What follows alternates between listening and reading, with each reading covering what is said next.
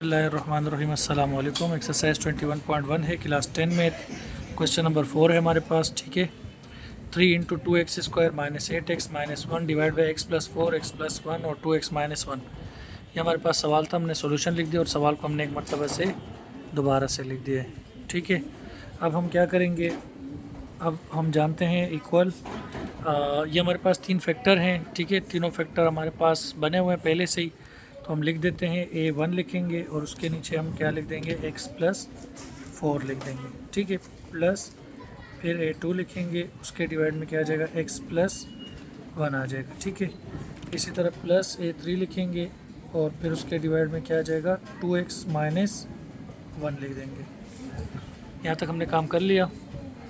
अब ये 3 into 2x² minus 8x minus 1 वैसे ही रहेगा।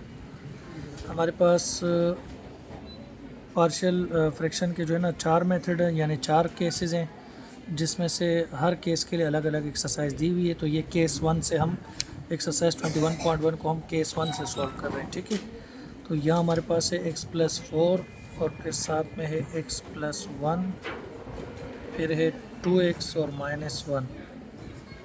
हम जानते हैं जब भी कोई फ्रैक्शन आपस में प्लस होती है तो डिनोमिनेटर का एलसीएम लेते हैं या फिर डिनोमिनेटर को आपस में मल्टीप्लाई करवाते हैं और क्रॉस मल्टीप्लाई करवाते हैं। ठीक है, तो अब तक तो हमारे पास 2 वैल्यू थी तो वो काम आसान था। अब 3 वैल्यू हैं, तो देखें इसको किस तरह से सॉल्व करेंगे। डिनोमिनेटर्स को हम आपस में मल्टीप्लाई करवा देते हैं, तो ये हो जाएगा x प्लस 4, फिर हो जाएगा x प्लस 1 और फिर हो जाएगा 2x माइनस 1। ठीक है, यहाँ तक हमने काम कर लिया।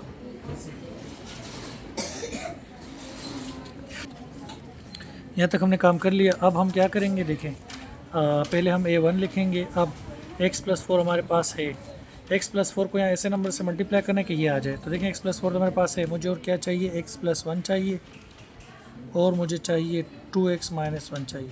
ठीक है, प्लस अब हम लगा देते हैं a2।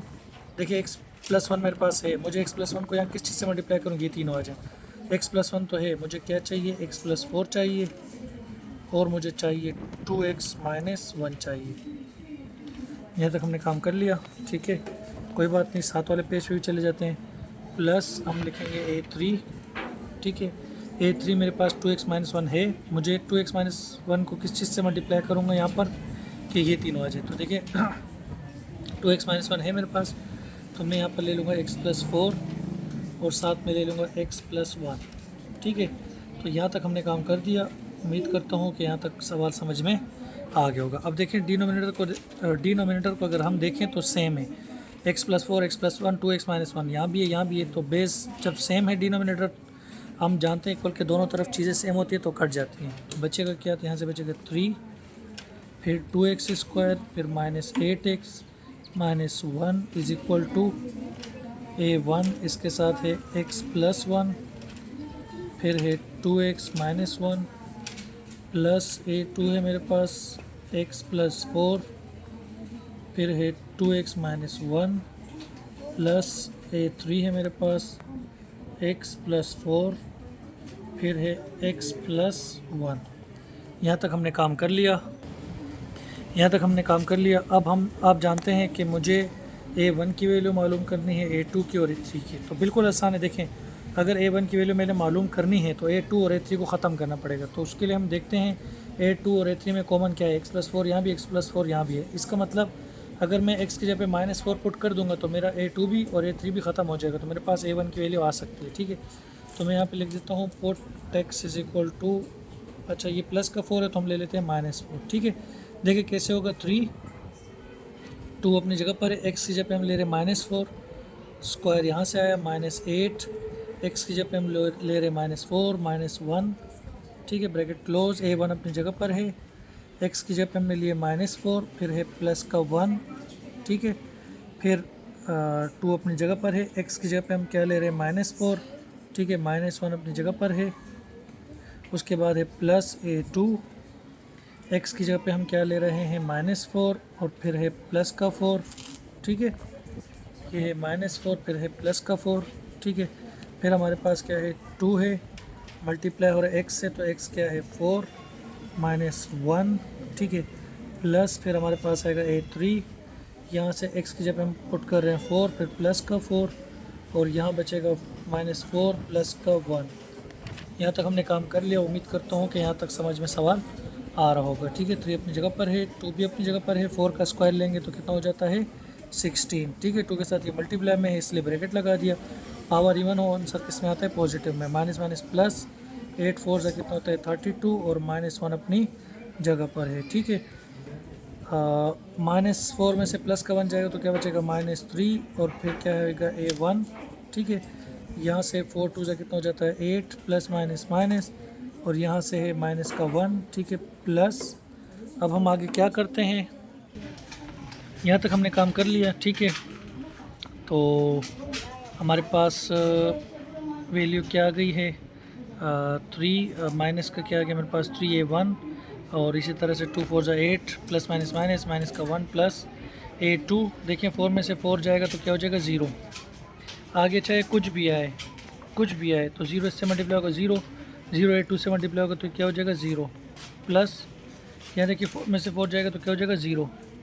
अब 0 यहाँ कुछ भी बचेगा, 0 इससे मल्टीप्लाई होगा 0, फिर इससे भी मल्टीप्लाई होगा तो क्या हो जाएगा 0।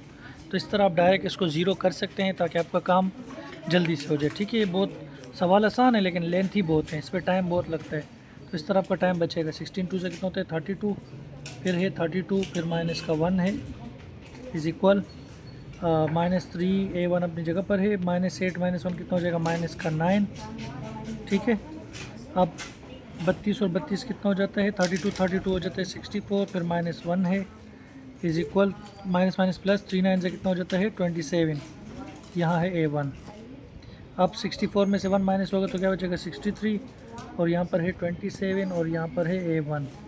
ठीक है, यहाँ तक हमने काम कर लिया। अब इस तरफ आ जाते हैं। 3 3 हो जाता है 9 और 3 6 हो जाता है 18। 3 3 9, 3 6 18 हो गया और यहाँ है 27 A1। ठीक है, मुझे A1 की वैल्यू मालूम करनी है। 189 अपनी जगह पर है, 27 यहाँ मल्टीप्लाई में सामने जाके क्या हो जाएगा डिवाइड। ठीक है, देखिए दोनों किसी टेबल से कट रहे हैं तो काट देंगे। 8 और 1 9 और 9 18 होते हैं और 18 3 के टेबल में आता है और 27 भी जो है वो 3 के टेबल में आता है। इसका मतलब ये है कि दोनों को हम 3 के टेबल से काट सकते हैं। यहाँ तक हमने काम कर लिया। अब देखें तो 3 6 कितना होता है 18 और 3 3 9 और 3 9 होता है 18।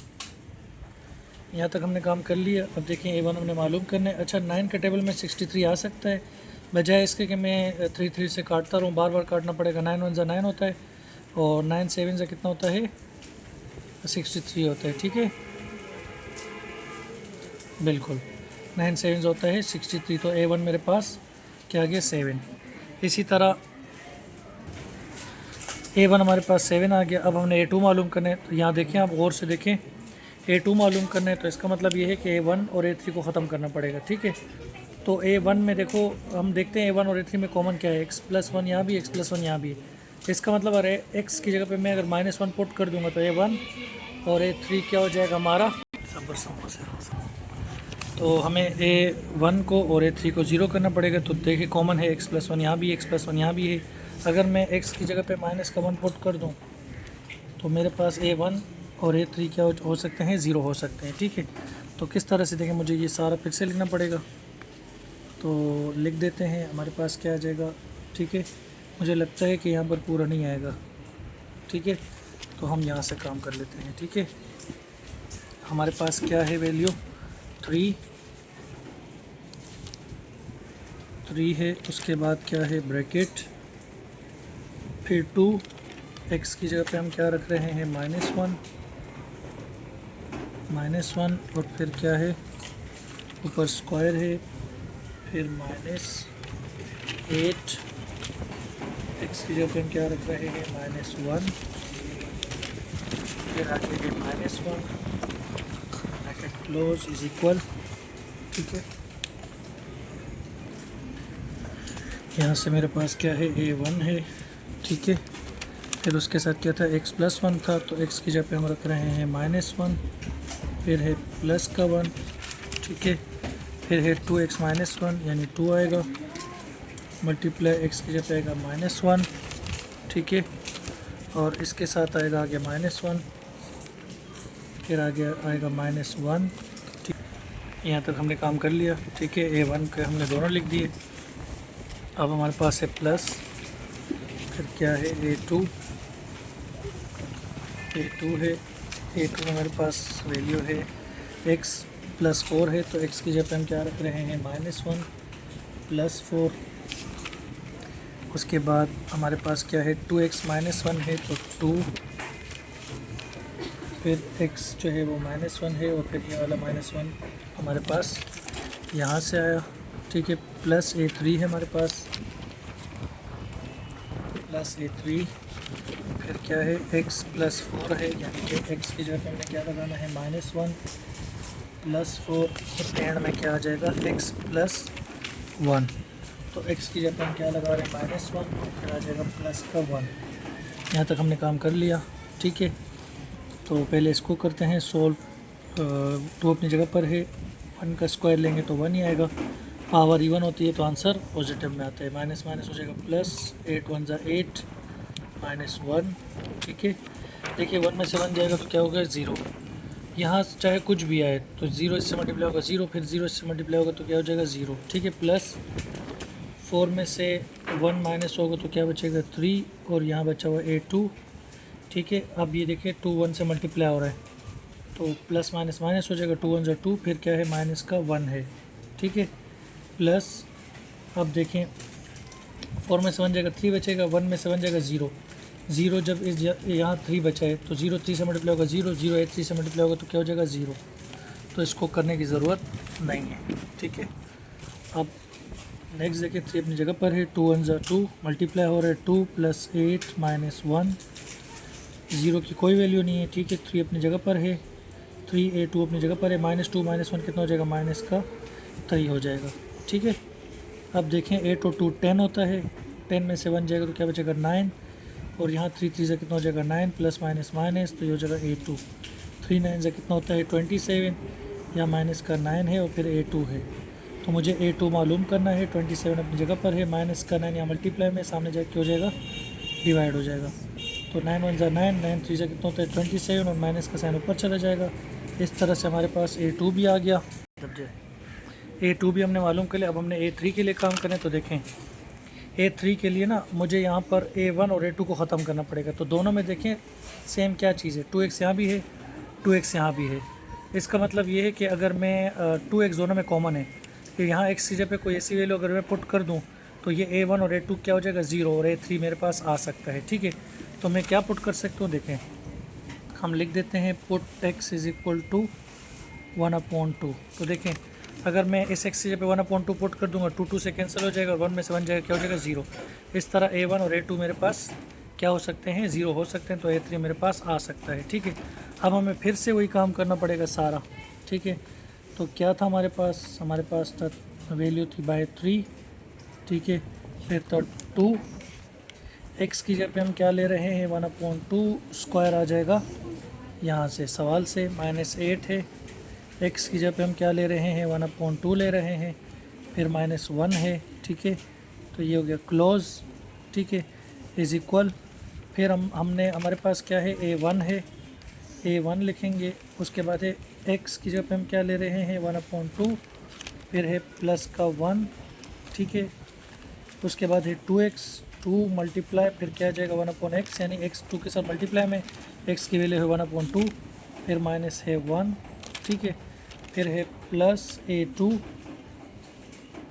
A2 के साथ क्या हमारे पास x की जगह पे हम रख रहे हैं 1/2, फिर है प्लस का 4, ठीक है। उसके बाद है 2x जो है 1/2 है, फिर है -1, ठीक है। यहाँ तक हमने काम कर लिया। प्लस अब हमने लिखना है A3 लिख रहे हैं, तो x + 4 है, तो x की जगह पे आएगा 1/2 प्लस फिर क्या आ जाएगा 4, ठीक है। इसी तरह x क्या है 1/2 प्लस फिर आगे क्या है हमारे पास 1 है, ठीक है। यहाँ तक हमने काम कर लिया। उम्मीद करता हूँ कि यहाँ तक आपको सवाल में कोई प्रॉब्लम नहीं हो रही होगी, ठीक है। तो यहाँ देखें इसको सॉल्व करते हैं, तो हमारे पास क्या हो जाएगा 2 अपनी जगह पर है, 1 का स्क्वायर पड़ेगा तो 1 के ऊपर स्क्वायर पड़ेगा तो 1 ही आएगा, ठीक है। 2 के ऊपर स्क्वायर पड़ेगा तो कितना हो जाएगा 4, ठीक है। और ये चूँकि मल्टीप्लाई में तो इसीलिए ब्रैकेट लगा दिया। -2 1 ज़ा 2 होता है, 2 4 ज़ा कितना होता है 8, क्या बचेगा 4 और माइनस क्या बचेगा यहाँ से 1, ठीक है। Curly bracket close. अब ये देखें a1 अपनी जगह पर है, तो पहले हम इसको सॉल्व कर देते हैं थोड़ा सा। तो डिनोमिनेटर वैसे ही रहेगा, 1 वैसे आएगा, प्लस 2 1 उधर जाके मल्टीप्लाई होगा, 2 1 2 हो जाएगा, ठीक है। तो देखिए 2 से 2 कैंसिल, क्रॉस में है ना, तो यहाँ बचा 1, नीचे 1 लिखने में नहीं आता, माइनस क्या बचा 1, ठीक है, प्लस a2। मैं चाहूँ तो डायरेक्ट देखो 1 में से 1 जा रहा है, इसको डायरेक्ट 0 कर सकता था, लेकिन थोड़ा सा मैंने सोचा समझा दिया जाए ताकि आपको समझ आ जाए, ठीक है। बिल्कुल ही डायरेक्ट भी नहीं कर सकता कि फिर आपको समझ में ना आ रहा हो, ठीक है। तो डिनोमिनेटर को एक मरतबा लिखते हैं, 1 वैसे आएगा, प्लस 4 2 से कितना हो जाएगा 8, ठीक है। 2 से 2 कैंसिल, तो यहाँ बचेगा 1, डिवाइड में भी 1 लिखा, 1 लिखने में नहीं आता, ये बचा 1 1 1 1 माइनस 1। इसी तरह a3 मेरे पास, तो देखें डिनोमिनेटर को एक मरतबा लिखते हैं, 1 प्लस 2 4 से जाके मल्टीप्लाई होगा, कितना हो जाएगा 8। इसी तरह इसको सॉल्व करना है, डिनोमिनेटर को एक मरतबा लिखेंगे, 1 प्लस 2 1 से कितना हो जाएगा 1, ठीक है। अब देखें 2 1 2 होता है और 2 2 से कितना हो जाता है 4, तो 3 बचा है मेरे पास। यहाँ से बचा 1/2 माइनस 4 माइनस 1 कितना हो जाएगा -5, ठीक है। 2 1 2 और 2 2 4, तो यहाँ बच गया 1/2 -4 -1 हो गया -5, 3 इनके साथ मल्टीप्लाई में है, इक्वल।